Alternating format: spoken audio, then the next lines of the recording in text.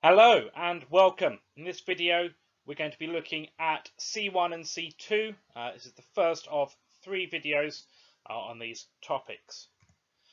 We're going to start off in this video looking at atomic structure, ions and isotopes, and the history of the atom.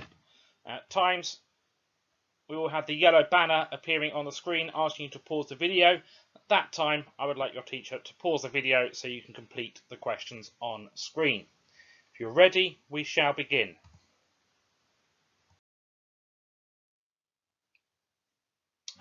So we've got a diagram of an atom, and on that atom we can see various things. We've got the nucleus here in the middle, and we've got electrons orbiting around the outside.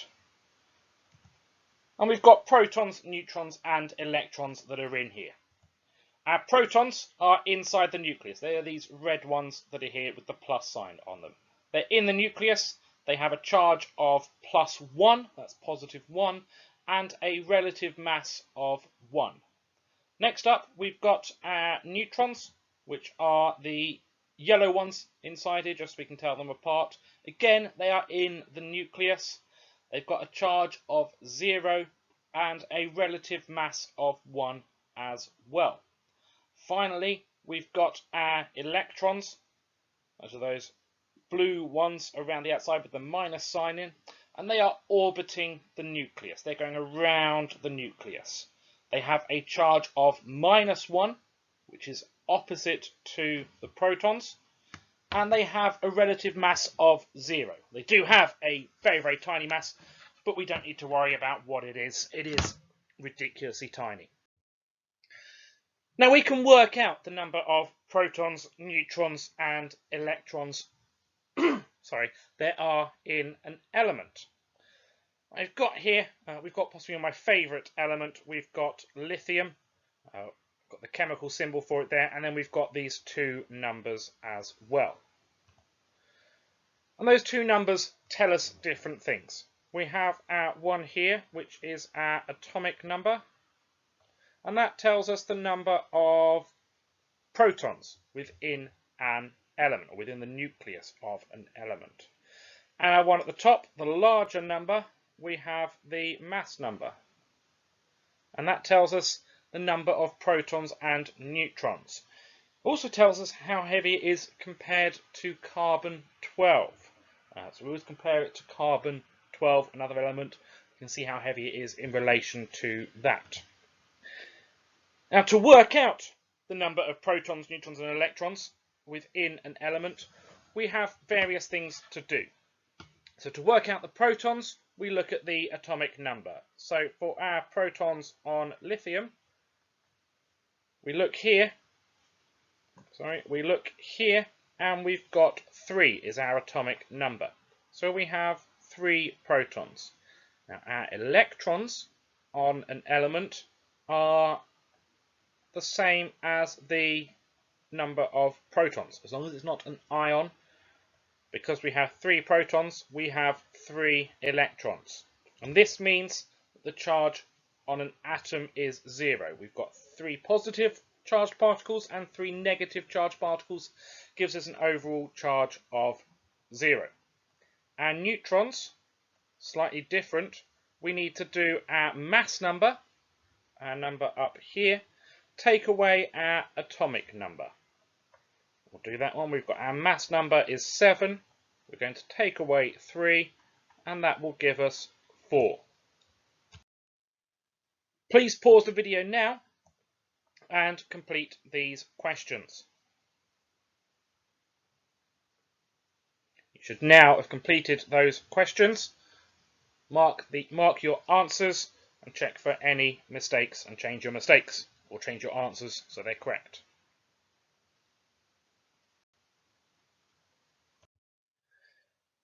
We're now going to have a little look at electrons and what's going on with them. So electrons orbit the nucleus in different energy shells. They're not in the nucleus itself, they're going around the outside. And we have a pattern that we can follow. In the first shell, we can fit 2 electrons before we start on the next level up. In the second shell, we can fit 8 electrons before we can start on the next level. In the third shell, we can fit another 8 electrons before we start on the next one. For GCSE, we only need to know up to the first 20 elements, so we need to know the next 2 as well. We only were about 2 electrons for that. Now, very helpfully, we think about the periodic table. The group an element is in tells you how many electrons are in the outer shell. And that comes very, very useful. We'll see in the third video when we start looking at reactions between different atoms as to what's going on there. So let's have a look at lithium. Lithium is in group 3. So we'll just write lithium here. We've got a 3 and a 7. The number we're interested in is our number 3. Now we'll remember on our first shell we can fit 2 electrons, and on our next shell we can fit 1 more electron. We only need 1 more. We could fit 8, but we only need 1 more to give us that total of 3. Let's look at chlorine. Now chlorine, we've got our Cl, and then we've got 17. And then 35.5 up here. So chlorine, we've got Cl. On that first shell, we can fit 2 electrons. On that next shell, we can fit 8 electrons.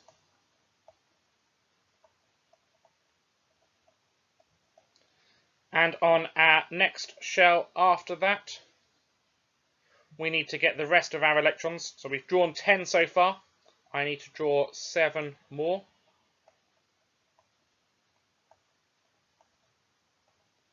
Chlorine is in group 7, and we've got 7 electrons in our outer shell. Last up, we have neon. And neon has an atomic number of 10 and a mass number of 20. So if we draw our electron shells for neon, again we have 2 in that first shell. And we can get another 8 in our next shell. That gives us a total of 10. And we've got a full shell. So we can say it's either in group 8 or group 0, depending on how we want to look at it. I'd now like you to pause the video to draw the answers for these questions. You can now see the answers on the screen. Our nitrogen has 5 electrons in its outer shell. Aluminium has 3 electrons, and our helium has 2 electrons. We're now going to have a look at ions and isotopes. So, people often get these mixed up, but ions are atoms that have either lost or gained electrons. And they'll lose or gain those electrons to have a full outer shell. Metals will lose electrons and have a positive charge. Non-metals will gain electrons and have a negative charge. So we're going to have a look at lithium. We'll remember that lithium has 3 electrons. And this is it as an atom. To become an ion, we're going to lose one of those electrons. We've lost it there. To show that it's become an ion, we're going to draw a bracket around it and write the charge. It's lost 1 electron, so it has a +1 charge. We're now going to have a look at oxygen. Oxygen is in group 6, so it will have 6 electrons in its outer shell. To become an ion, it's going to gain 2 electrons because it is a non-metal. We'll draw it again. We've got our 2 electrons first. My 6 that I already had. And then my 2 more electrons. Again, to show it's become an ion, I'm drawing my brackets around it. And I'm going to work out my charge. I've gained 2 electrons, so I have a charge of 2- because my electrons are negative. Now, isotopes are versions of atoms that have a different number of neutrons, just the neutrons that have changed. The number of protons will be the same, and the mass number will either increase or decrease. If we have a look at carbon, carbon on the periodic table has an atomic number of 6 and a mass number of 12. So we have 6 protons and 6 electrons, and our neutrons, we do 12 take away 6, which equals 6 neutrons. We have a look at carbon-13, which is an isotope of carbon. We have, again, 6 protons. Notice the proton number hasn't changed. The atomic number doesn't change. And our mass number is now 13. It's gone up 1. So to work out our neutrons, we'll do 13 take away 6, which equals 7 neutrons. We have a different number of neutrons. However, the element will still act in the same way in terms of how it reacts with things, because the number of electrons is the same. So please pause the video and answer these questions.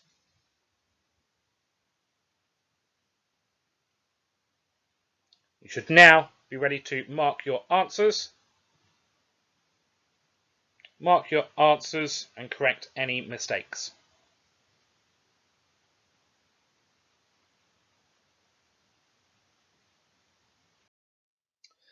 So we're going to have a look at the history of the atom. Now, we have done this in one of your intervention lessons. There is a whole video on that as well if you want to know more about it. I'm going to start off back in 400 BC with this guy, Democritus. And he decided that all elements were the smallest things we could divide, or atoms were the smallest things we could cut things up into. We keep cutting it smaller and smaller and smaller, eventually we get to an atom. And people were happy with that and went, okay, that's fine. And then around in about 1800, we had this guy called John Dalton. And he came up with the idea that atoms were tiny, hard spheres. And they were indivisible, they were indestructible, they were the smallest thing that could exist. And people, again, were pretty happy with that. It matched up with what we knew. It helped with the development of the periodic table, that all elements had a different atom. Until we got to the late 1890s, and we had this guy, J.J. Thomson. First scientist with a pretty decent moustache, I think. And he discovered the electron, which was something smaller than the atom. And it caused a bit of an issue in science. He found this small thing that was like, oh yeah, it's an electron. It's part of an atom. And he came up with the idea of what we call the plum pudding model.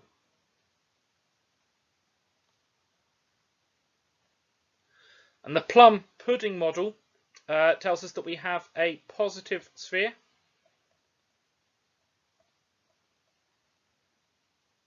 with electrons embedded in it.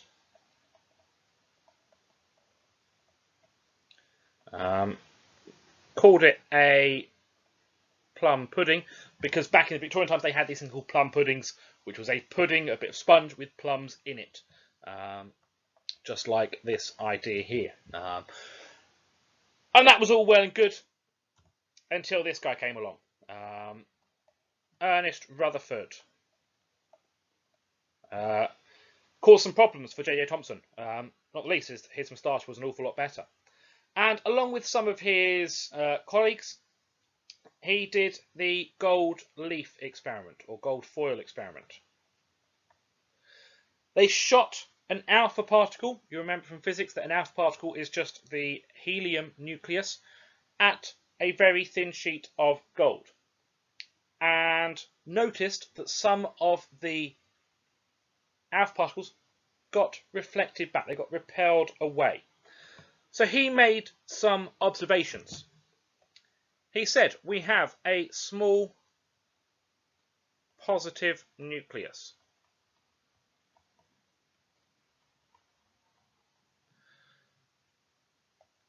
He said we have electrons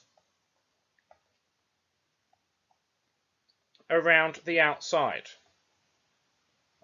or electrons around the nucleus in clouds.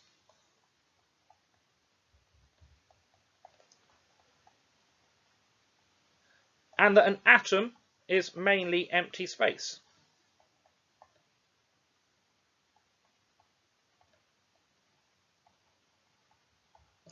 An atom is mainly just empty space.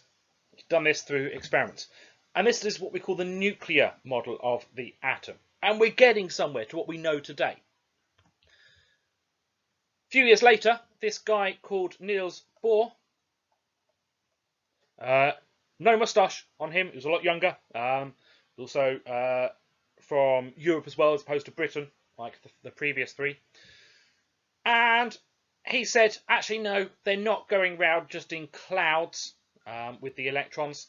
He said, actually, the electrons are in shells.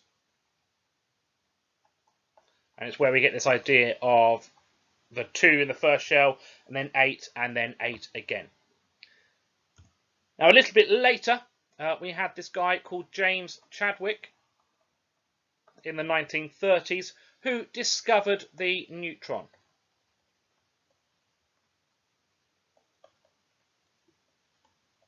And this led us to the idea of the mass number and how we can get the atomic number and mass number being slightly different, and helped us develop our periodic table as we have it today. So I'd now like you to please pause the video and fill in the missing words on the history of the atom.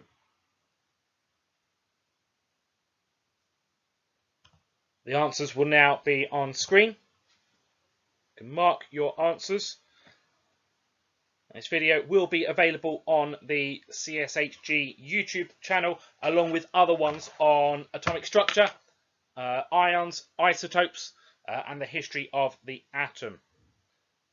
Thank you very much for watching. Have a great day and good luck.